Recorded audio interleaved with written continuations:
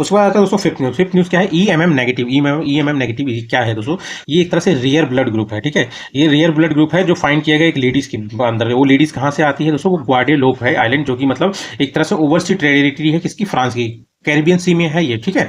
अब ये जान लीजिए मेन मैटर क्या है दोस्तों, इस ब्लड में ना एक ईएमएम, जैसे हमारे जितने भी ब्लड ग्रुप होते हैं ना, उसमें एक एंटीजन पाया जाता है, ठीक है। एंटीजन आप मान लीजिए एक तरह से सब्सटेंस हो सकता है, वो मतलब प्रोटीन भी हो सकता है, कार्बोहाइड्रेट भी हो सकता है, वो मान लीजिए वायरस, बैक्टीरिया, समथिंग कुछ भी हो सकता है, जो कि मतलब अंदर जाते ही इम्यून सिस्टम को एक्टिव कर देता है, एंटीजन।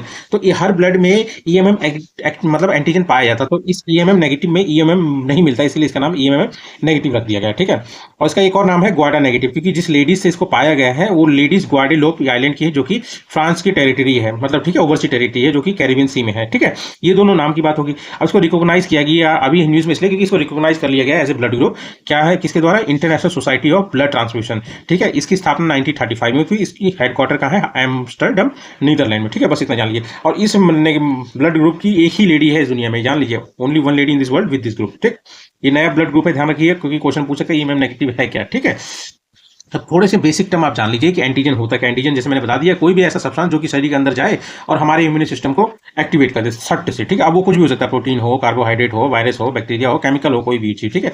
थोड़ा सा एबीओ ब्लड ग्रुप सिस्टम के बारे में जानते हैं। वैसे तो दोस्तों अगर देखेंगे इसकी स्थापना मतलब खोज किसने की थी? कार्ल लैंडस्टीनर ने की थी। वैसे तो टाइप अगर इसके देखेंगे तो बेसिक अगर देखेंगे तो 4 ही होते हैं, A B A B O. पर अगर नेगेटिव वाले को भी अगर इंक्लूड कर लें तो टोटल ब्लड ग्रुप कितने होते हैं? 8, ठीक है। अब देखिए नेगेटिव और पॉजिटिव कैसे इंपैक्ट करेगा। जैसे मान लीजिए आरएच फैक्टर होता है, ठीक है। आरएच फैक्टर अगर किसी मतलब आरएनए पर है, मतलब समझ रहे हो दोस्तों ना, तो समझ लीजिए वो पॉजिटिव है, अगर नहीं है तो वो नेगेटिव है, समझ रहे दोस्तों।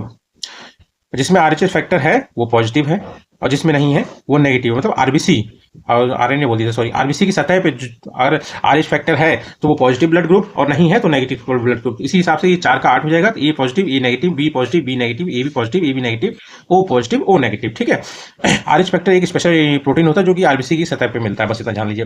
और बाकी एंटीजन और एंटीबॉडी देख लीजिए।